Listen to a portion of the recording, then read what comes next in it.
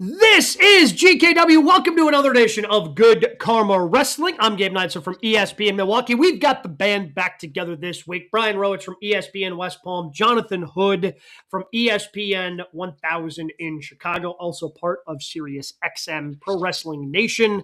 And Busted Open, what they have that Sunday from 9 a.m. until noon Eastern time. We're all going to be together in Milwaukee at the end of the month for the Royal Rumble, so certainly looking forward to that and all the content we're going to be generating around that with the Hall of Famer Kevin Nash.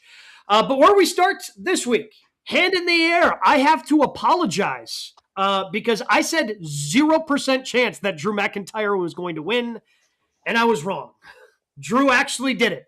Won 3 stages of hell, which means Cody Rhodes is no longer your undisputed WWE champion. So what is next for Cody Rhodes? Well, first of all, you know what pisses me off is that first fall between Drew and Cody, because Drew's been battling Cody for a year and you beat him in like 6 minutes. Mm-hmm. That was the combination. Nut shot and then Claymore kick, 1, 2, 3. Why didn't I do that the previous 11 months? So that's the way you beat him. That's what you could have gotten to beat him. So it's why couldn't that be the second fall? Like Cody winning the first fall, and then Drew winning the second. Like, wouldn't that have worked better? That's exactly right. And that's what pisses me off about that. Just so strange. So I guess the way we stand and here. Then, okay, if the third fall was also wonky, right? Like, Jacob Fatu is the dumbest ass in the history of professional wrestling, right? Like, he goes to stop Drew, but somehow gets in a fight with Cody so Drew can escape the cage. He got away. Yes. You know, you've seen the Roadrunner and the Coyote. Sometimes they just get away. You never know how it goes. Like, what on earth? All the sponsors WWE has, they didn't have Acme for that. So there's that. I guess. But you know what? But Gabe, I wasn't here, but I would have agreed with you because I had no juice in seeing Cody and Drew again. We've seen it a million times. We've talked about this on the show. Like, why are they doing this match again? And if Cody would have been on top, we wouldn't have blinked because we've seen it before. It's confusing because it's been very few times that we've seen a title change of this significance in January to the point it's like, what are they doing? Like, so you're doing this before the Rumble. So what's going on here? On television and on tape delay in the United States. Yeah, right? Like, because this was taped. Like, this was spoiled for you if you wanted it to be. Maybe if you tuned in on USA on Friday night, you avoided the spoilers, but the result was out there if you wanted to see it. But apparently, WWE finally came to their senses of something we've been saying here on GKW for months now when it comes to Drew McIntyre. Like, if he lost, like, he had no viability in the company whatsoever. You could keep bringing him back as, like, this challenger to heat up other people if you wanted, but nobody's ever going to take him seriously because he just continued to fall flat on his face time and time again. Yeah, no question about it. So Brian, the way I look at this is, it is so difficult to be a white meat baby face in wrestling. It's so hard to be able to maintain that, right? People like you because you're QB1 and you've got the suits and you've got the catchphrase, but it's so hard to keep that going. I didn't think that Cody Rhodes was stale. I thought his creative was stale because you kept taking on the same guy. I had no problem with Cody Rhodes being champion, but during this reign, there should have been a factory of heels that he's beating, kind of like Hogan, like Austin, like Bret Hart, like The Undertaker, and we didn't see that. It's a lack of creative that made Cody Rhodes lose that championship because we've seen the McIntyre-Cody match forever. Yeah, I mean, we talked about it last week. You go through that roster and you're like, okay, after he beats Drew, who's next? And it was slim picking. Someone on our YouTube commented, say, hey, how about Uncle Howdy? Like, that's what we've resorted to on that roster. It's like, hey, give him a title shot. He's someone. Like, it is a rough look of that roster, and that's why I think him away from the title picture maybe does good. Maybe it's a way to elevate everyone else to when you eventually get him back, there are challengers. The problem I guess I still have is this question would be difficult to answer whether Cody won or lost that match. True. Yes, that's fair. Like, because, again, I don't want, and it seems like we're kind of trending towards a three-way with Drew being a champ and still some sort of different machination of Drew and Cody, just throw Jacob Fatu in there. But I don't, so I guess in the immediate future, looks like a three-way. But we're on the road to WrestleMania at the end of the month. I don't know what's in store for Cody Rhodes at WrestleMania. The reports this week were like, oh, it's happening, it's not happening. Is Cody Roman at Mania? Like, they're just bankrupt in that department. It's like, you know what? Cody and Roman, that would be fresh at Mania. It's like, well, Cody Roman for not a title makes zero sense. Like, you could talk me into, and maybe you could pull something off if Cody's champ and Roman. Okay, that makes sense. Roman hasn't had the championship in a while, yada, yada, yada. Like, at least that makes no championship on the line. There's no story you can come up with to make that make sense. So I can't imagine it's happening at Mania at this point. I don't understand. Like, I'm not saying they booked themselves into a corner. I'm just saying, like, if you put the title on McIntyre, don't you expect McIntyre to defend the championship at the Rumble and Mania? And then who's the opponent for that? Like, I don't know where they go with this. I can just say this from Cody Rhodes' standpoint, because of what we saw from John Cena last year, you better not turn him heel. Don't do that. Don't do that. We know how that works. People still love Cody Rhodes, even though he's a babyface. So if they're thinking about taking the hair dye out and he's dark-haired Cody, let's not do that, because we know what the mistake was made last year with John Cena.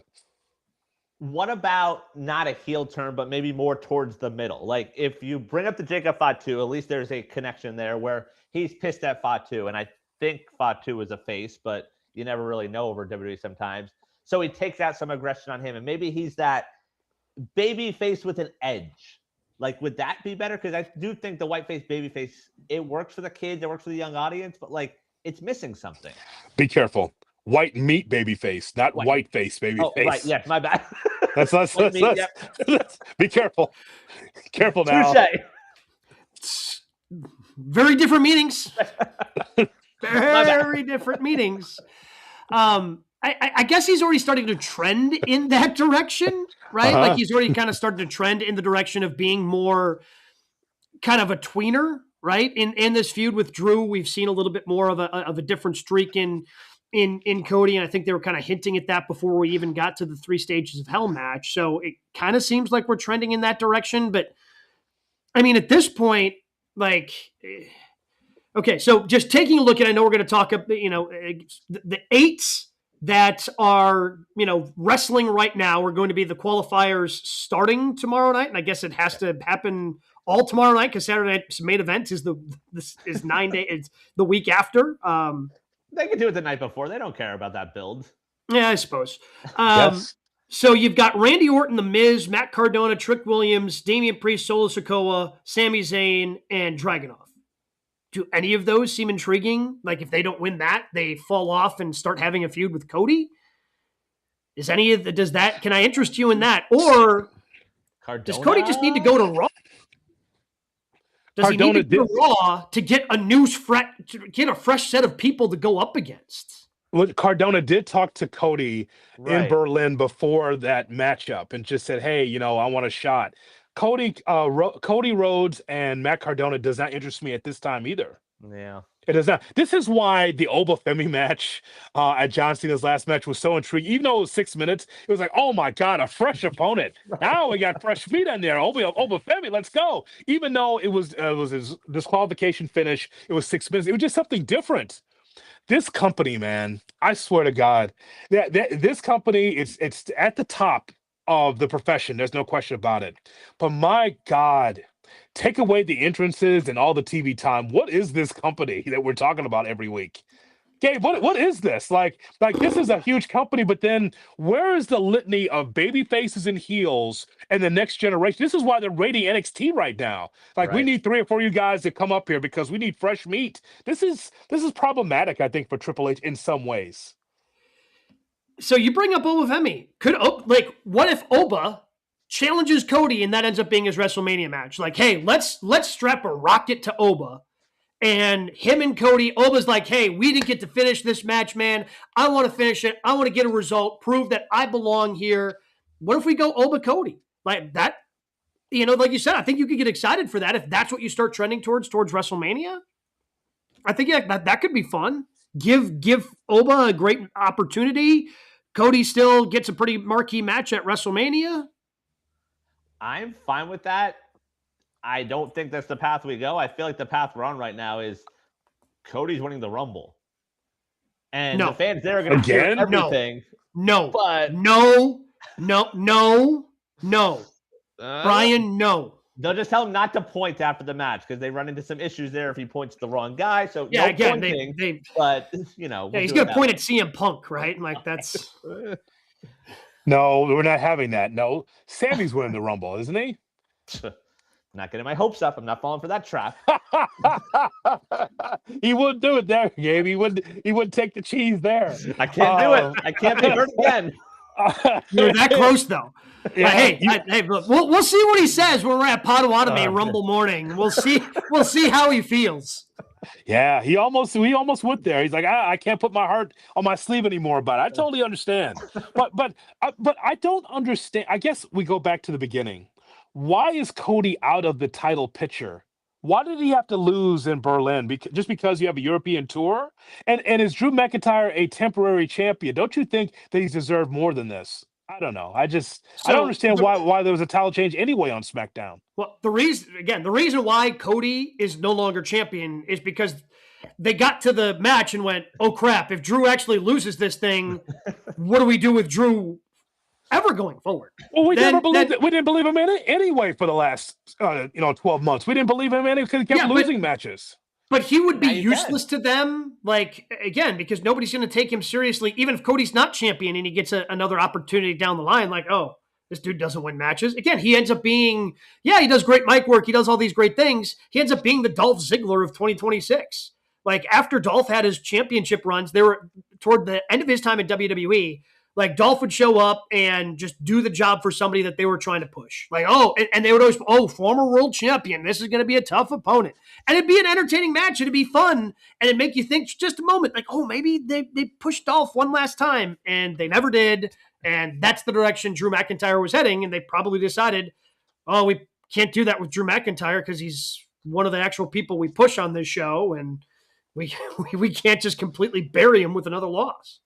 And that's the thing, like the old idea you bring up, Cody not in a Mania main event feels odd for the company. But that's fine. Like Rock and Stone Cold weren't in every main event. Roman Reigns is in every main event, and sometimes it feels forced. Sometimes it was because he was champion for that long. But I don't think you need to have Cody in the main event if he's not the champ.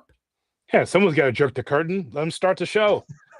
I don't know if they can, they want the entrance. They want the, and that's a great way to kick off the show. Get the energy up. Yeah. Like, if you want, but again, herein lies the problem. So when the only thing, and again, maybe this is what they're trying to change in 2026, when the only place that we think as fans who follow the product, the only time championships are going to change hands are WrestleMania or SummerSlam. Like, if those are the only places where championships are changing hands, like, okay, now we've gotten a problem. Like, how do we believe that there's an actual threat to the champion in any other event for literally 10 other months of the year? Okay, so now they've addressed one of those. They changed the title on a SmackDown in Berlin, in January. Okay, so the title can change hands. But when the title's only changing hands in those two certain spots, and you're having these long-running champions like Roman, like Cody, then you get to WrestleMania, and they have to be in the main events. And now you're not building other main event stars that can be threats to these people or to your champions, right? Like, it's all tied together because Roman and Cody have been tied up in, the main event for the last 3 or 4 years. That's why we don't look at these other people as serious threats to these other people, because they haven't built them up. They haven't built them up into stars or anything, because they just keep going back to the same well for the same people in the main events of WrestleMania. Yeah, Gabe, I just didn't know that the year in our Lord 2026 that we get a heavyweight title change on the USA Network. Right. I never thought we'd get that again. No. Netflix, ESPN Plus, ESPN Demand. I thought maybe there, but boy, on the USA Network, that's something big. It's pretty huge. I'm happy. And by the way, because we're going to segue to McIntyre in a little bit, I'm happy for Drew. It's just that the timing of all this could happen 6 months ago, and we could still be talking about Cody Rhodes, the champion, as he got his title back in 2026. But they waited all this time to this tour for this to happen. It's just kind of bizarre. Yeah, and again, the reason why I think you just have to keep him away from the championship because we've seen him and Drew so many damn times already. So many times. Like you got to keep him away from the championship, I think, for at least a little bit. So maybe the next thing is what we talked about. It's Cody and Fatu. So who's the baby face in this? Fatu? I mean, Fatu's not a baby face. He's not a heel. He's just a dumbass. He's got a catchphrase. WWE fans love that. Yeah, well, which, by the way, isn't him not having any brains? Wasn't that the criticism that Solo Sikoa had of him when he got kicked out of the MFT or he left the MFTs, whatever? Like, no brain, all breaks. Isn't that what they were saying? All gas, no brain. All gas, no brain. Yes. Yeah, but just the timeline, which is basically what he showed. Like, we haven't seen him in forever, and he shows up and. But the timeline is unhinged heel. Yep. Turns into a baby face. Yep. And then he goes away because of the injury. Comes back, interferes in this matchup. That's what I'm saying. Like, people still love that yada, you know what I mean? Yeah. Catchphrase and all that. So he pops the crowd. That's why I'm just wondering how people look at it. We have to get him to Drew also. Like, there still needs to be that tying up that loose end. I don't think he's a main eventer yet. I don't know. Yeah, night one main event.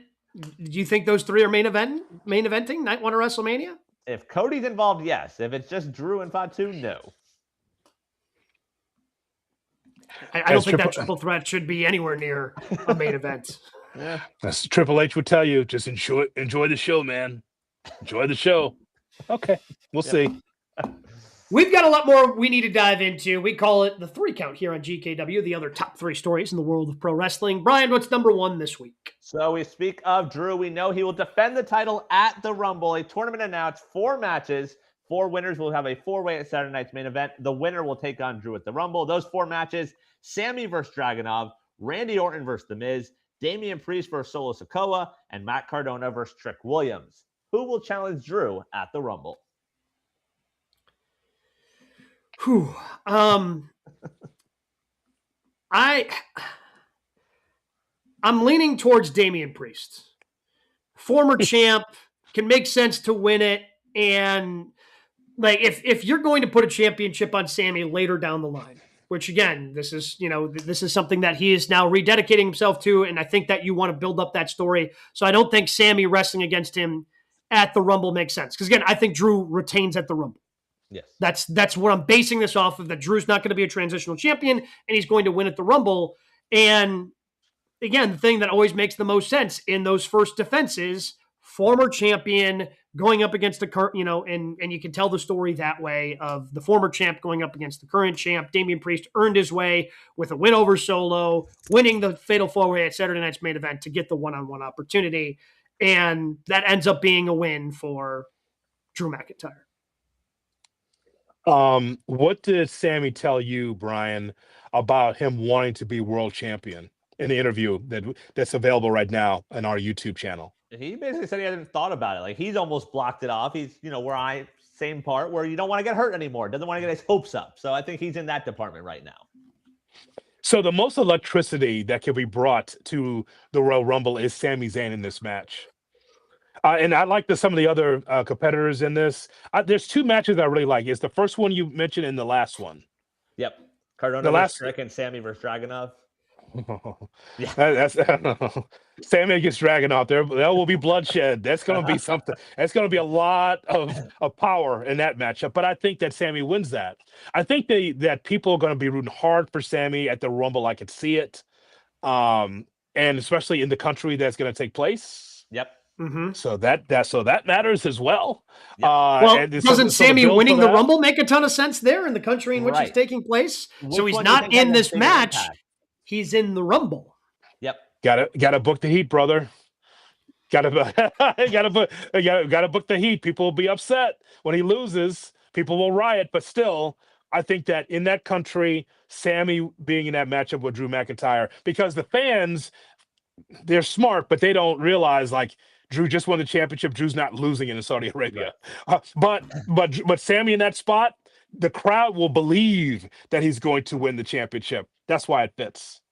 So I do think. Well, and again, where is Saturday night's main event taking place in terms of who wins that? If you want to pop the crowd, that is a good point. That will be in Montreal. They like their Sami Zayn.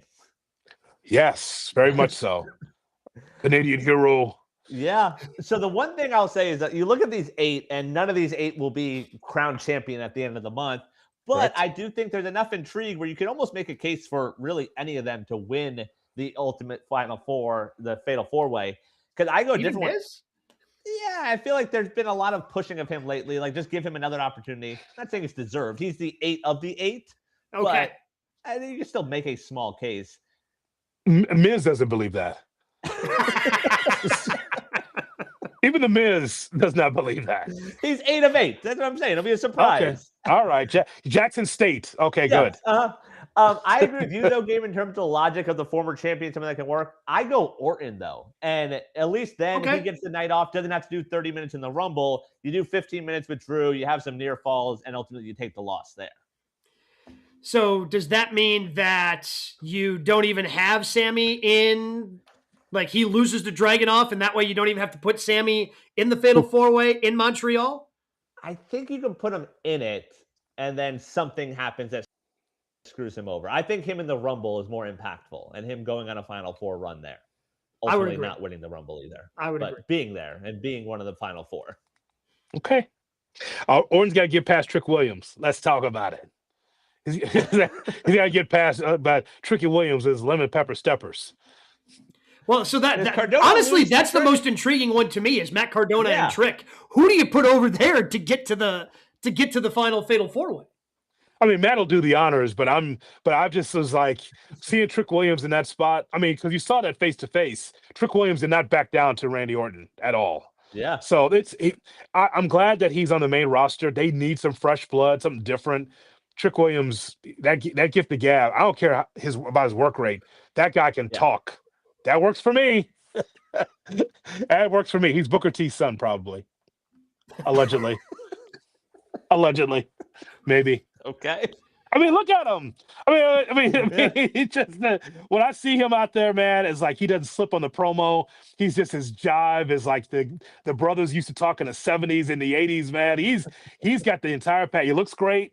You know, and again, fine wrestler that still has to grow, but man, he will step toe to toe with people. I enjoy that. That's good stuff. Yeah, he's got it down. But I do think the 8, like looking into it, the Fatal 4-Way will be good. The Sammy part, and I've seen it thrown out where, and he brought it up this week, he's never beaten Drew. Mm-hmm. So to your point, Hood, if he wins the Fatal 4-Way, challenges Drew, and then loses again, you almost have the door open to do it again at Mania. Sure. Via Elimination Chamber, maybe? Sure. But again, not getting my hopes up. Not going to believe it. This Elimination Chamber was good when it was just a solid event. It's the second opportunity. Like the Royal Rumble is supposed to be it. It is Gabe's favorite event in wrestling. And so but it's like, oh yeah, by the way, here's a second chance. There's Elimination Chamber. It's like, the Royal Rumble should be it. Yeah.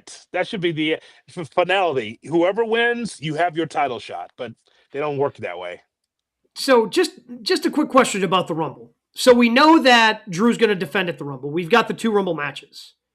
Are we going to have the 2 men defending their championships at the Rumble, and then the women's Rumble and the men's Rumble, and that's it?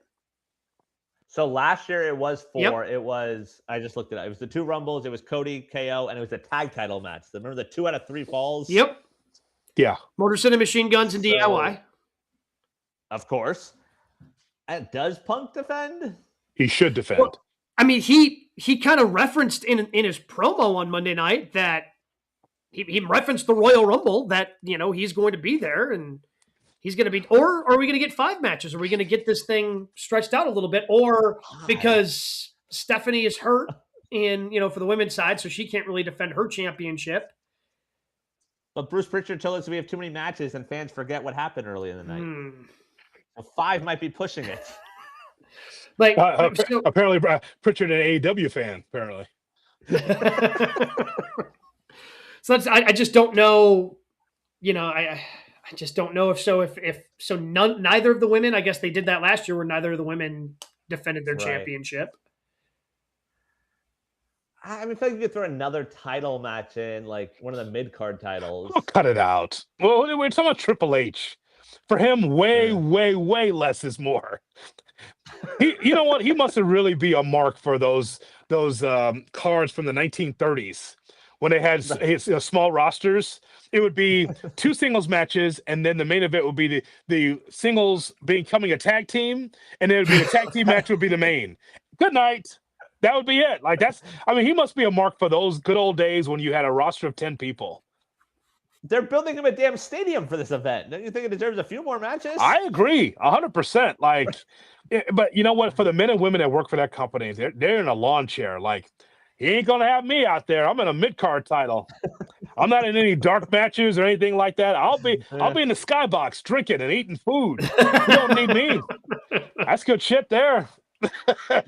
and pay me for it? Outstanding. Could you imagine if that was that way in this company? Could you imagine just like, yeah, you know what? You are on the roster, but you're not going to host today, Gabe. Yeah. Just not host. I mean, you're Monday through Friday, but you know what?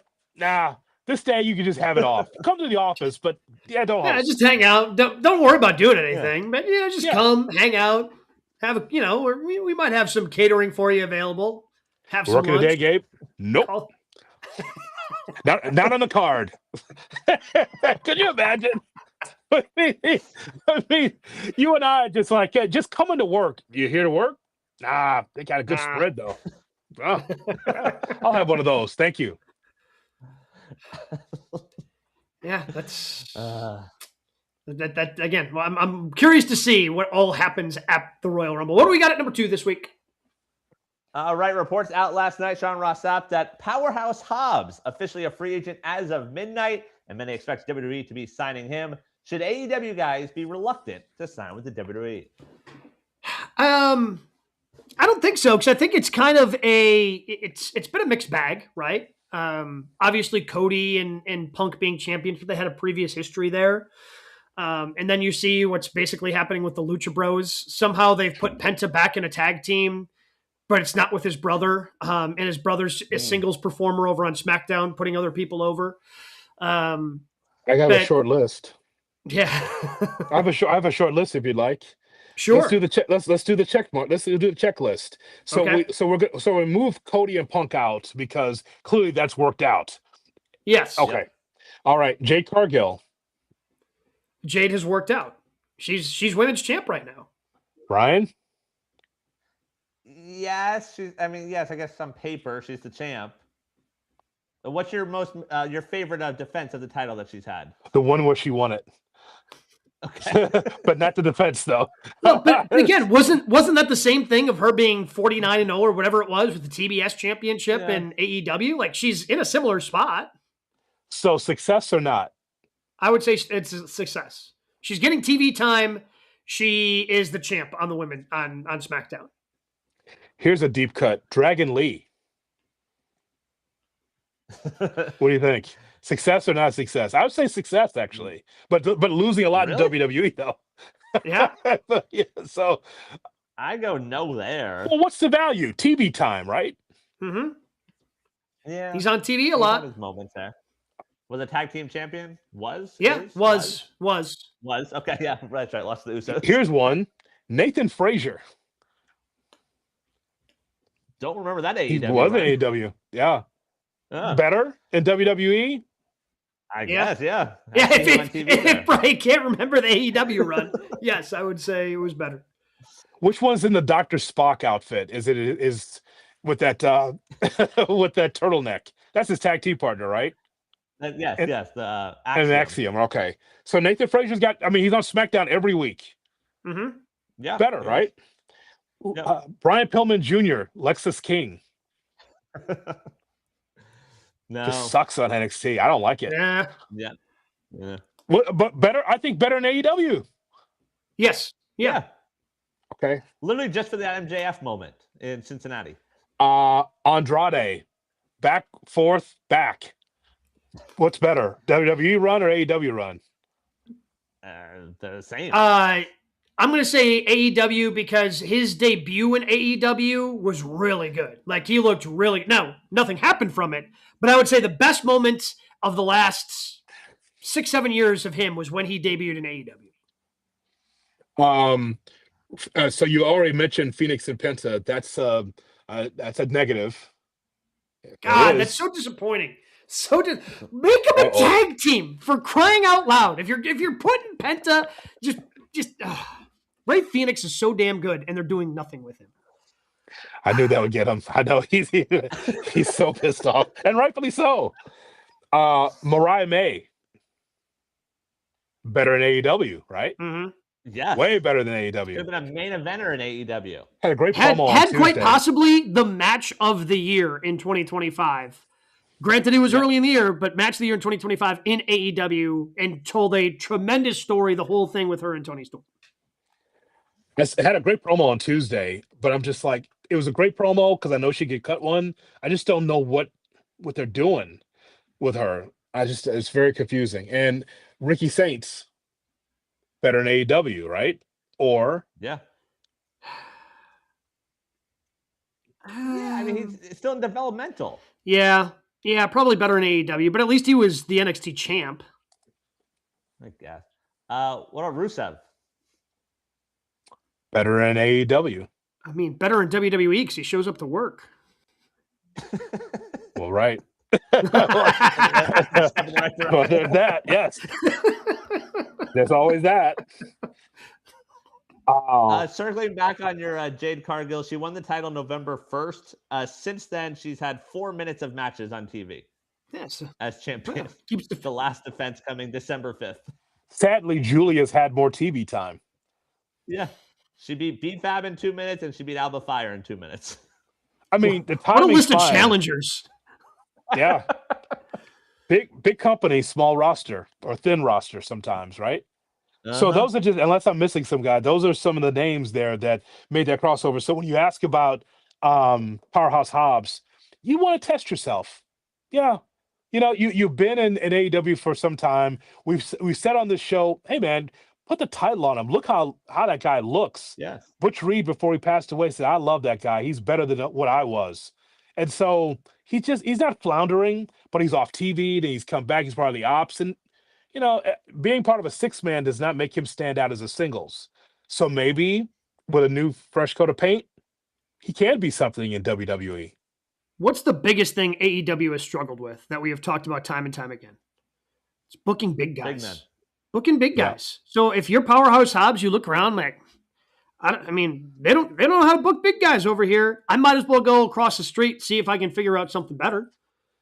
Right? Like, so I don't blame him for going and checking it. I don't know how it's going to go for him. Like, I could see him being Intercontinental champion at some point, or U.S. champion. Maybe he answers a U.S. Open championship. I don't know.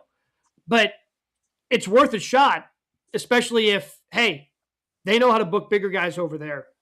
I just got to give it a chance because they just don't have an answer and haven't for how many ever years in AEW. Yeah, I think the ceiling is definitely higher in the WWE, even though in AEW he was involved in the main event scene the last couple months. Like, he was part of the Joe storyline with the Ops, like had a title. Spoiler alert, he defends the trios titles on Saturday. His contract expired last night. Read into that what you want. But like, I just feel there's a ceiling there, but also like the Miro, the Rusevs of the world, like, it's very easy to get lost in the shuffle over there. Where it's like, all right, you're there on TV, but are you actually doing anything from a week-to-week basis? If it is true, as it's reported, that his contract really did expire, like not like, you know, time off because of injury, like it's done, he shows up on SmackDown for me with the 6-man title. Oh. Bring the title with you and throw it in the garbage. Like that. Saturday show was last night, though. Just spoiler. Yeah. I would do it, man. I'd do a little Rick Rude on him real quickly. I certainly would. Sure it's would. Amazing we haven't seen that yet in this back and forth with WWE and AEW. Like, well, because this is the closest that anyone's ever come to having their contract expire and still holding a championship. That's just sloppy by Tony Khan. That's sloppy. Because Collision's live in Texas, right? No, I think that's live on Saturday. It was taped last night. They recorded it last night. Collision was recorded last night. So all of it was recorded.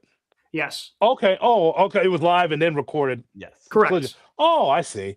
Which is why Brian is hinting at Brian's hinting at maybe the result of that trios match. If one of the participants' contracts is expiring. I see. Okay. Well, I'm still going to the back and get that 6-man title and just steal it and take it with me. He's from Oakland.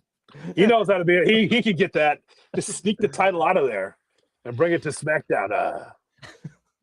Yeah, but awesome. I think he could. He has the look.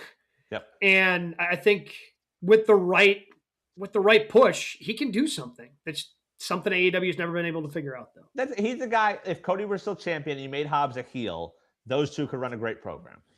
Yeah. Yeah, I think that works. The reason why I think it's a good idea for him to go also is because you can learn something new. Like, he's got to learn a WWE style now. Sure. Like, he's been doing the Powerhouse Hobbs AEW, strong style. So now he's got to be a little bit different. Still strong, but do it a little differently in WWE. He doesn't have to start from the bottom. He doesn't need to do that nonsense like Mariah May. He doesn't do that. What was she debut as a tag team wrestler? Her first match in the yes. Oh, it's just ridiculous, So he's the guy here that could do some great things for WWE. Is he going to go to SmackDown, or is he going to go or Raw, or is he going to go to NXT? Well, he goes to the Rumble. You do it there. That'd be awesome. That'd be great, wouldn't it? You talk about booking big men properly. Raw, they're booking them properly with Bronson and Braun. I feel like you want to avoid putting him over there. So SmackDown. Yeah. But the NXT part's interesting. We've seen so many of their guys go there. I watched NXT Tuesday. They need some people. Yeah. It's a little quiet over there now on the men's side. The women's side is stacked. Uh-huh. They got women ready to go on the main roster, but the men, because you're moving some people around. Javon Evans is over there now. Oba Femi's over there. Trick. So, yeah. And they're going to have a new champion here with a 6-man ladder match, because that should determine a championship, a 6-man ladder match. Great idea, Ava, the worst general manager in the history of the business. But yeah, great idea. Ooh, worse than the anonymous Raw general manager. It was the little leprechaun. He was great. Well, yeah. Eventually, we found out who it was, but I feel like everybody hated the former guest of the show. What's his name? Dylan. Yeah, Dylan's his real name. Yes. Yeah, that wasn't a good interview. Not our best stuff now. Not his best stuff. That was very, very itchy, that interview. Very odd. Yes. But no, actually, it's Mike Adamle. But I mean, Ava's pretty close second there. That's for sure. Ava had a moment last week where they had to ask her if she was watching the show, and the answer was no, because her world champion put the title down. Like, that's how the Oba run ended. Like, hey, you see what your champion did? No. Don't get me started on that too. And by the way, that was the shits too. Yeah. I don't understand. Like, Oba Femi, you know what you do? You put someone over on the way out. Make a star. Yeah. I don't like that. You know who else did that? Asuka did that. I had a short list here. But at least Asuka did that. Undefeated, wasn't she? Like, Oba's lost. Yeah. Hold on a second. I have a short list here. Like, that's the baffling part about that. It's not like, oh, we have to protect him and keep him unbeaten. You've had him lose. No, but that's what they think they were doing, but is protecting him. They didn't want him to lose on the way up on the call-up. And Samoa Joe also did that. Okay. Mm-hmm. I'm trying to remember. I feel like he was monster, though. Like, I don't remember him losing much. No, but I mean, still, the time-honored tradition, pal, is to put someone over to, as you go on the way out. But he's such a monster. Oh, and by the way, it makes NXT look even smaller.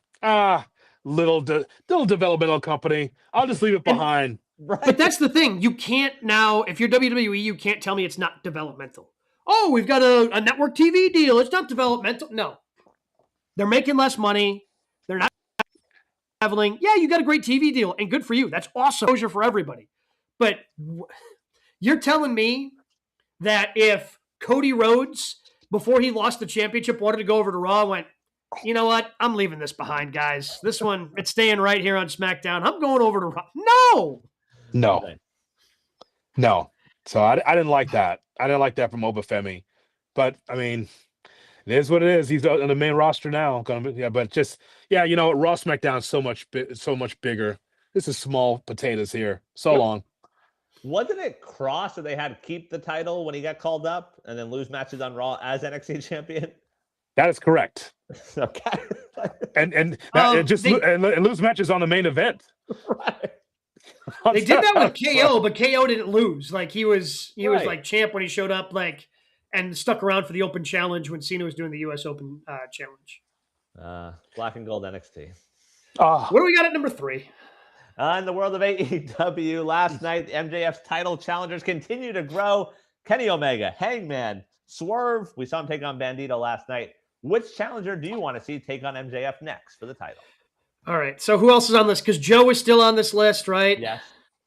That's Samoa Joe is still on the list. So it's your guy, Gabe. It's your guy. That's the match we want to see. It's Jon Moxley.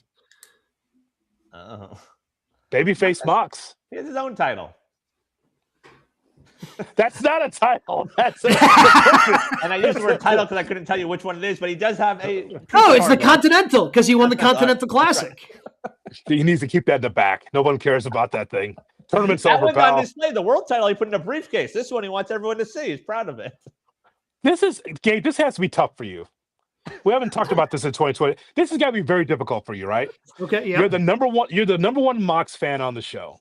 Yep. And he kept he was lockbox Mox as he kept the championship in a briefcase all those months. And we kept saying, get the title off of him. And so now he's not the champion. And now, and it happened in Chicago because I covered it, he's a baby face. And it's like, oh no, he's a babyface, and now people respect him because he didn't bleed and cut himself in a Continental Classic. So we know that he can go. But then there's going to be this feeling out there that maybe he should be the champion again when you didn't want it for 6 months. That's got to be difficult for you. You wanted it off of him, and now it's like, we got to get MJF Mox. So how do you feel about that? I mean, the Death Riders are really interesting right now. We talked a little bit about it last week. I feel like they're getting ready for a Marina Shafir push because they're actually putting her in matches instead of her just kind of being, the muscle behind which is amazing that she's the muscle when you've got Mox, you got Claudio. You've got Claudio, right? Like you've got Gabe Kidd has shown up from time to time. Like you've got some big bruisers there, but no, Marina Shafir. And she looks menacing, right? And I thought she did a really good interview with Renee. It was one of the AEW podcasts talking about her character, just kind of being an ass kicker. I don't know. It's really because then even to get to the match that we got last night, like you had to have Darby Allin go heel and like threaten to seriously injure Pac in order to get the match last night. So I don't know what's going on. But I feel like you got to keep Mox away from the World Championship for just a little bit here. Like we've got a lot of other people that are lining up for it. And again, who knows? I'm guessing Kyle Fletcher is going to be a part of that as well because the Don Callis family is just kind of hanging over everything. But in terms of like, I want to see all of those. Like I want to see all of those guys versus Swerve. I don't know the order in which they do them, but I want to see Swerve, Hangman Joe, Kenny Omega. Like, I want to see all of those guys versus MJF. Also, a reminder, we're still 2 months away from the next AEW pay-per-view. What is that? Revolution in March? Revolution. Oh, Revolution. Okay. So they're going to build. Okay. Yeah. Okay, so what we're waiting for, the answer to the question we're waiting for is Ospreay to get healthy. That's what we're waiting for All In, or All Out, whatever. Do we just bank that, the all whatever, the Wembley show? Yeah, that's what Wembley this year. That's what we're waiting for. Because on my list is what you guys have, but I'm just adding. I said Mox, so it's like we're waiting for Ospreay, Takeshita, and Okada. Yeah, that's right. We still haven't gotten that. So we have Revolution March 15th in LA, Dynasty in Canada April 12th, Vancouver, All In at Wembley August 30th. That's all they've announced pay-per-view wise this year. We're waiting for Ospreay. That's the match, right? I'm fine with that. Yeah. Yeah. I mean, for All In, yeah. But until we get there, like, because MJF was gone for so long, whether it was the injury, then he's gone filming movies, and then he's gone doing another thing. Like, all these feel like they're going to be fun again. like with MJF, carrying a lot of the weight, doing the promo work. Like, and if we take out Mox for now, but the 4 that we're talking about are all going to hang with him on the microphone. Yep. Like those are going to be fun promo battles leading up to whenever they do those matches. Like AEW is in a really good spot at the top of the card right now. Well, I need to ask this question because I don't know what we're getting with MJF. MJF against Bandito, tremendous match. MJF, is he a tweener? Because we mentioned some heels and baby faces that could take on MJF. I don't know what is he supposed to be right now? Because if he's just wrestler MJF, that doesn't work for me. He's usually scheming. He's always trying to partner with somebody. Like what is he in 2026? I think he's still a heel. We saw it last night. Like I was worried with the promo when he was like giving Bandito credit. I'm like, what are we doing? But then he attacks him after the bell. But again, that's why he's like, which is why I have to attack you, right? Like yeah. That's why among all the names, like unless Joe's going back to being a face, like none of them really make sense. So can I get my MJF Takeshita match? I'd like to see that. Sure. Takeshita would tie him in knots, but I'm just saying, like, because MJF, Takeshita is turning into a baby face too, by the way. Yeah, Takeshita, I'm assuming he's the one that's going to eventually leave the Don Callis family, and he kind of becomes the baby face there. But I would say MJF is just a popular heel. Like, he still has all of his heel tendencies, right? Like, he's looking to take shortcuts. He's going to kick you. He's going to kick you in between the legs if he can. Like he's doing all but because his promos are awesome and everybody respects him as a pro wrestler, he's still over. People still enjoy cheering for him. So he's just, to me, he's a heel that people enjoy cheering for. Yeah, he's the best heel in pro wrestling. He is. Yes, he is. But, it's funny, we talk about WWE's rosters and just trying to find the next contenders for their championships. I look at AEW the same way. There's plenty of meat on the bone, Gabe. There's plenty for them to look at here. But MJF as champion, I just wonder as we get to the next pay-per-views, like who's going to be next? And I think we nailed all the names. Like, where's Hangman Page in all this? How far does he go down on the roster? Yeah, because like in terms of the line, it feels like Kenny's next. Like Kenny can take a loss. Like who knows how many more main events we get out of Kenny? Like Hangman and Swerve, we've sort of seen that already. If Kenny's going to retire, go ahead. I was going to say, I think Hangman and Swerve, I don't know if they get their opportunities, if they're just going to slide over into the tag team division while everything else kind of, hangs on. But I don't know if they both lose and they go, hey, we're better together, and then just go off in the tag team division for a little bit before making another push later in this year, next year, whenever you want to do it. But it kind of feels like those two are tied together right now. Kenny would say himself he's not the greatest promo. I think he's fine. He's always shit on himself about his promos. Seemed a little sad last night. Like, and by the way, if you're retiring, Kenny, could you tell us? Right. It's he seems like he's on the back nine of his career, like maybe 15th hole actually. So if that's the case, could you let us know so that we can celebrate you? Because he's like, yeah, I'm going to start from the bottom and work my way up, and just like, is this your last year of competitive wrestling, or what's going on with him? He seems very sad. One of those guys, though, we're not going to get a Cena tour. Are they actually going to have him start from the bottom and pay that off? Because I remember around this time last year, somebody else in AEW was saying they're going to work their way towards a world championship match. And I don't know if I've seen him on TV really ever since. So maybe he should start with Cruz for the standby match like last night.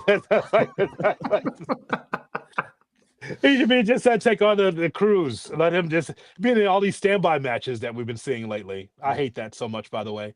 For our younger listeners and viewers, the standby match was back in my day when the main event would run short and they actually would have a standby match for like 5 minutes to curfew. First, the match is scheduled for one fall to curfew is what they used to say, right? It'd be a standby match. The standby match is not in the middle of the card. Right. It's in case you need it. You don't actually need the match. It's the worst. It's the worst. The standby match is not what we see on AEW. I don't know what they're doing. Standby match is if you need it. Guys in catering, we need you to fill time. You're the standby match. Also, there's the fact that they go over every night anyway. Yep. Insane. So we nailed it. So I think we nailed it. It is going to be people from the Dark Order. That's Right. next for Let's MJF go. in the title. All right. Awesome. Here we go. What is in this week's news and notes, Brian? The AEW roster getting bigger once again. The Rascals have officially signed with AEW. Trey Miguel, Zachary Wentz, Desmond Xavier, and Myron Reed are now all elite after they're walking away from TNA. There were reports that AEW came in with a better offer than TNA. We saw it sort of teased last night. I haven't seen them on TV just yet. How do we feel about that? Like, oh, hey, we're announcing they're coming instead of them showing. Were they worried if they showed up, like nobody would know who they are? WWE did it better when they had those radicals coming in. You remember that? Right. Do you guys remember when, it was Malenko, Eddie, the guy from ECW. And Saturn? Wasn't it and Perry Saturn. Yeah. And then Perry Saturn. They came and they sat in the front row because, like, oh my God, it was all these WCW guys all at the same time, right? That's how you do it. Just like, I mean, if you want to make an impact, you just be like, hey, we took all these guys off the TNA programming, and now they're going to be with us. That's how you do it. You just don't have a graphic up there, and it's they're just part of the roster. It's not good planning. You have them do a promo saying we left, and now we're in a better place. We're not going to be part of AMC or whatever it is, right? And just be a badass about it, not just pop up and do 15 minutes of flips. I mean, they will do a lot of that. Those guys, you put them in the ring, they're good to go. So there's that. Poor creative. They'll be on Ring of Honor in no time. One of them, Myron Reed, was actually supposed to be on TNA's Impact debut on AMC tonight. His match was scrapped. But 9 o'clock Eastern, AMC, the debut of Impact. Some of the matches to look forward to. Kazarian defends the world title against Santana. AJ Styles returns. And Bully Ray on commentary.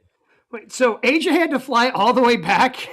Like they're doing a European tour leading up to going to Saudi Arabia. So he's got to fly back to TNA and then go back? Yeah. Just like his old song, Get Ready to Fly. I am, you are. It's actually Styles, perfect. Man. It's actually perfect. I'm glad that he's there I imagine that he'll start it off by welcoming everybody to, TNA on AMC. Then the Hardys come out as an exciting act for TNA. Will you guys watch? That's the question. I will. Will you? Because I'm usually on TNA duty around here. So will you guys take a look? I don't know if I'm going to watch live tonight, but I have scheduled on my YouTube TV for it to record. So I'm going to go check it out. Because again, like TNA isn't something that was readily available to me. With the cap package I had, I did not have access. Like I could not go and watch TNA, but now I can. Does Frankie Kazarian versus Santana necessarily excite me? No, not really. The Hardys and Elias in a 6-man tag. No, that's not the reason why. That's not it either. No, Jericho debuted tonight. Oh, that's where they put Jericho. Careful now. That he's sneaky like that. He'll do that. Yeah. He'll pop up. That's what I'm saying. Like I say that like tongue in cheek a little bit, but also kind of feels like he goes back and doesn't sign with WWE and signs with TNA instead, but still has access to WWE through TNA. I could just see Hannafin at the end of the show. Holy hell! It's Chris Jericho. So long, and then just fade to black. That could happen. The whole thing is set up. And listen. Let me just say this for the record: Mike Santana shouldn't have lost his championship to Frankie Kazarian, but I felt like they knew the deal was coming, so they want to be able to give Santana the championship on the first show of AMC. But it's Tommy Dreamer booking. If they book Heat and Santana does not win, you can only make a first impression once. Click. Santana didn't win. That'll be all. That's it.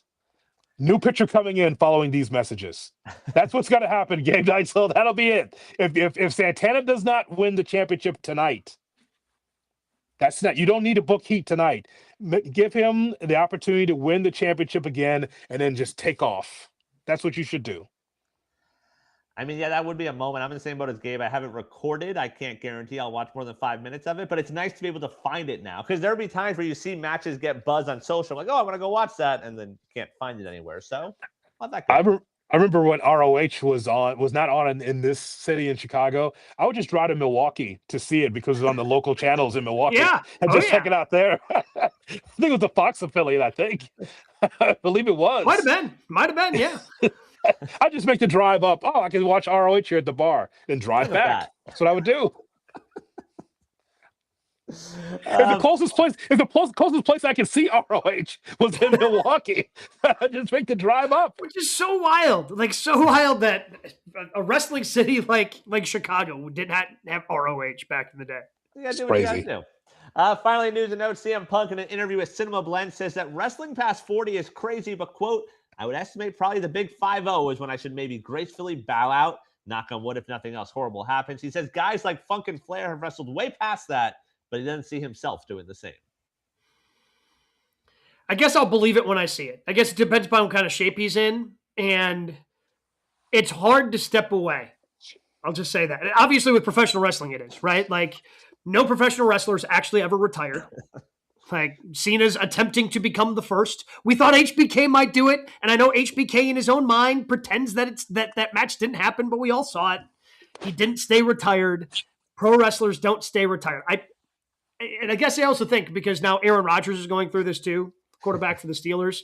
When he was in Green Bay, and he used to do a show with ESPN Milwaukee and Jason Wilde, he said that he wasn't going to play into his late 30s.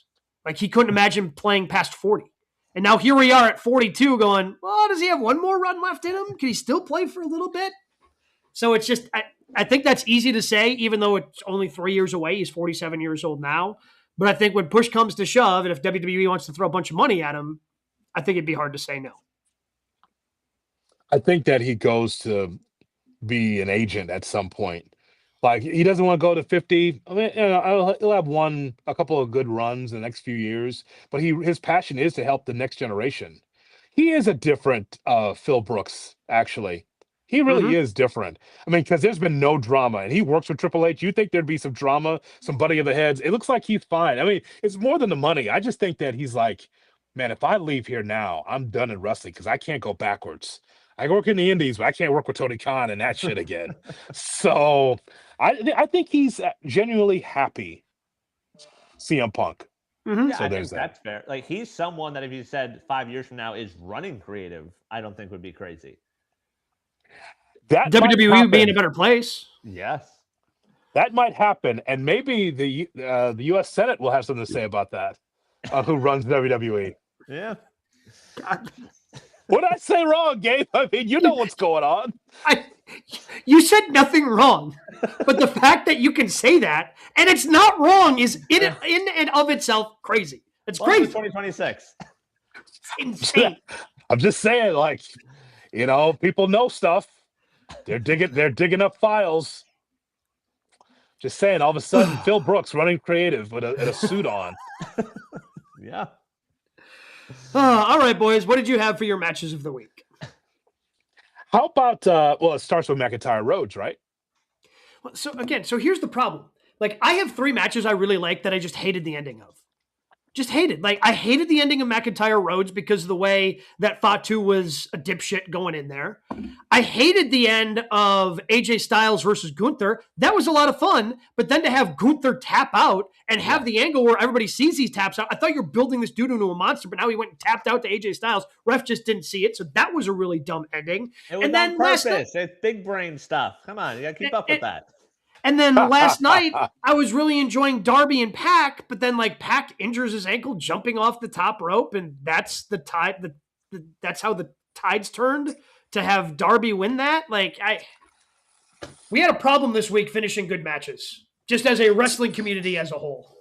So I'm tapped out because those are my 3, the ones you just mentioned. So your cards, Brian, because. I'm out. MJF Bandito? That might be the match of the week. That was really good. I also enjoyed the 4-way tag match last night.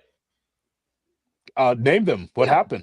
The Bucks, Jet Speed. Yes. Mark Davis and friend. You could just say Don Callis family. I don't think they have a tag team name. What do you mean, Dark? What do you mean? It's Mark Davis and Jake something. And his Jake friends. Doyle. And Doyle. Davis and Doyle. That's listening. right. It's like, all right. Can I tell you something? Let me tell you something about Davis and Doyle. Let me tell you something right now. 1986. They are unbelievable. Those two. Oh. They look the same. You could tag out, and the referee wouldn't know the difference. I looked at them side by. I'm like, wait a minute, which one's which? Holy shit! I said that in '86. Let me tell you something. They would have been making top dollar as a tag team across the territory. Oh my god! I feel like we should watch them versus FTR on VHS whenever they have that match. Take the color off the TV. Yes. If there's not like a little line just kind of gradually making its way up and down the screen, like did the match actually happen? Match is scheduled for one fall, 60-minute time. Oh God, 60 minutes. Oh my God, fresh tag, man in and out. Yes, sir. The match stays in the ring for the whole 60. They never leave their feet. It's like, holy shit. Now listen, I'll raise my hand for that. I got plenty of those on my VHS tapes. Holy smokes. Those two, man, when you see them side by side, Jake Something and Mark Davis, I'm like, wow, that's money. To me, that's money in '86. Yeah. That's money. Holy cow. Well, they got the tag title at some point. Is FT, are they no longer heels? Yeah, I don't know. That was my takeaway also. Okay. All right. As long as we're on the same page. Because Don Callis' family has to be heels. Right. Is their manager there? FTR last night? Stokely was there in the wheelchair. Stokely was in the wheelchair. They're not baby faces. Yeah, FTR. Stokely can't be. Stokely kind of like Stokely, Don Callis, Paul Heyman. Can't be baby faces. Right. Those are the rules. I don't know what's happening there, but that'll be a banger of a match. There's no question. Oh, yeah. But I just don't know. 60 minutes, no one leaves their feet. No one leaves the ring. No one leaves the ring. One fall, 60 minutes. JR on the call. Solo. Now that's what I'm hoping. Stick Mike happens. 60 minutes. They wrestle to a 60-minute draw where nobody leaves their feet and nobody leaves the ring. That's, again, we can only hope. We can only dream. We referenced some of the other interviews we did back in 2025. You can check out all the old interviews, any old episodes. Check us our YouTube page, youtube.com/@GoodKarmaWrestling. We're getting closer and closer. Royal Rumble is getting closer. Can't wait for it at the end of the month. We're going to talk about the run up to it next week.